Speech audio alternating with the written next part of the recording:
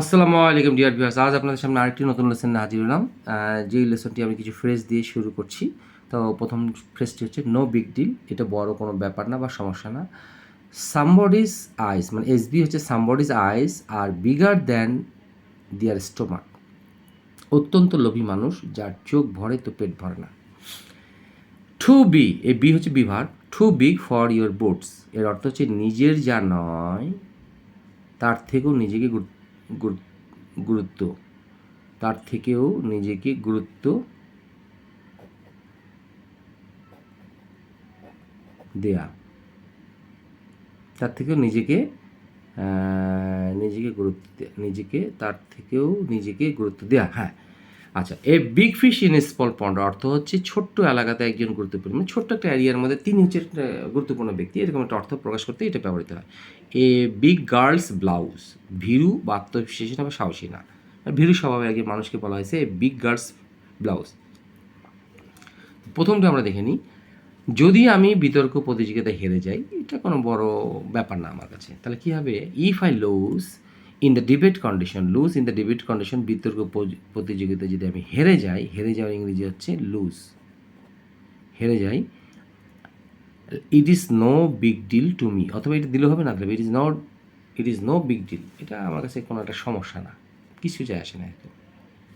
আচ্ছা, তিনি অত্যন্ত লোভী মানুষ যার চোখ ভরে তো পেট ভরে না, মানে খেতে পারছে না তবু প্লেটে খাবার ভর্তি করে রাখে, এরকম একটা অর্থ প্রকাশ করতে আমাদের এই ফ্রেজটি ব্যবহার করা যাবে।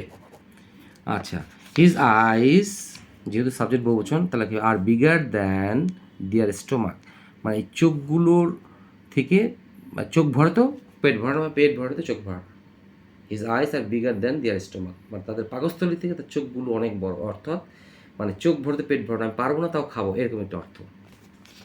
আচ্ছা, be too big for your boards, অর্থাৎ নিজে জানা তার থেকে নিজেকে গুরুত্বপূর্ণ ভাবা, অনেক অধিক গুরুত্ব দেওয়া। সে সবসময় নিজে জানা হয় তার থেকেও নিজেকে গুরুত্ব ভাবে, মানে নিজেকে বড় ভাবে।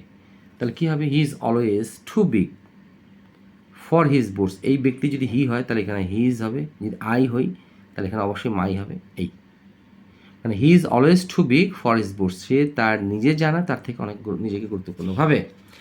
আচ্ছা, এখানে আমি তারপরটা আসি। A big fish in small pond, ছোট্ট এলাকায় একটা গুরুত্বপূর্ণ ব্যক্তি, তুমি ছোট্ট এলাকার একজন গুরুত্বপূর্ণ ব্যক্তি। You are a big fish in small pond, ছোট্ট পুকুরে বা ছোট্ট একটা জায়গার মধ্যে তুমি একজন গুরুত্বপূর্ণ ব্যক্তি।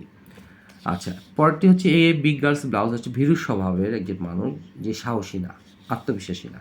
তুমি একজন ভীরু, তুমি একজন সাহসী নও, তুমি সাহসী নও বা তুমি আত্মবিশ্বাসী নও, এর অর্থ হচ্ছে you are a big girls blouse. আশা করি আপনাদের এই লেসনটি ভালো লেগে থাকবে। আমি এখানে বেশি বেশি করে ফ্রেজেস দেখানোর চেষ্টা করছি, যাতে করে আপনারা ভবিষ্যতে ফ্রেজ নিয়ে যেন কোনো দ্বিধাগ্রস্তর মধ্যে না পড়েন এবং ফ্রেজ ছাড়া কোনো ভালো ইংরেজি লেখা বা বলার সম্ভাবনা নাই, সেই প্রত্যাশায়। আসসালামু আলাইকুম।